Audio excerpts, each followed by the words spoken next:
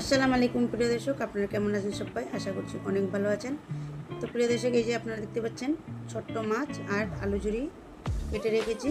তো প্রিয় দর্শক, আপনারা সাথেই থাকুন, অবশ্যই একটি লাইক দিয়ে ভিডিওটা দেখা শুরু করে দিন, অনেক ভালো লাগবে।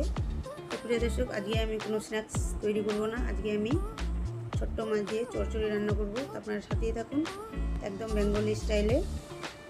তো প্রিয় দর্শক, এই তো আমি আলু ঝুরি কাটা নিয়েছি আর নিয়েছি লম্বা পেঁয়াজ কুচি দুটো, টমেটো কুচি লম্বা পাতলা করা কেটে আছে, আর কাঁচা লঙ্কা নিয়েছি 4-5টা। আর এখানে এই তো ছোট্ট মাছগুলো দিয়ে দিলাম। এগুলো মাছ কিন্তু অসাধারণ টেস্ট, আমার তো খুবই ভালো লাগে মাঝে মধ্যে, তো ভাবলাম আপনাদের সঙ্গে শেয়ার করি, আমার খুব ভালো এই মাছটা। তো প্রিয় দর্শক, আজকে আমি একদম তালা লাগিয়ে এই মাছটা রান্না করব, তো অবশ্যই সাথেই থাকুন, দুর্দান্ত খেতে। এখানে আমি স্বাদ মতো নুন দিয়ে দেবো আর হলুদ গুঁড়ো দিয়ে দিয়েছি, আর এখানে অনেকটা সরষের তেল আমি দিয়ে দেবো, আর এখানে বাটা মশলা আদা রসুন আর শুকনো লঙ্কা আর পেঁয়াজ বাটা আছে। তো এখন হাতের সাহায্যে আবার সুন্দর করে মাখিয়ে নেব।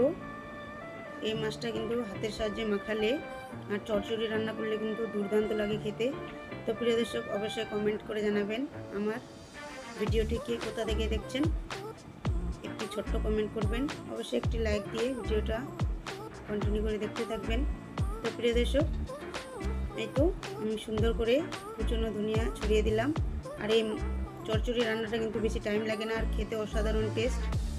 তো কার কার পছন্দ এই গরম ভাতের সঙ্গে এই ছোট্ট মাছের চচ্চড়ি রান্না, অবশ্যই কমেন্টের মাধ্যমে জানাবেন। তো প্রিয় দর্শক, আজকের মতো এই পর্যন্তই। আপনারা ভালো থাকবেন, সুস্থ থাকবেন, আর আমার চ্যানেলটা সাবস্ক্রাইব করে আমার পাশেই থেকে যাবেন। আল্লাহ হাফেজ, টাটা।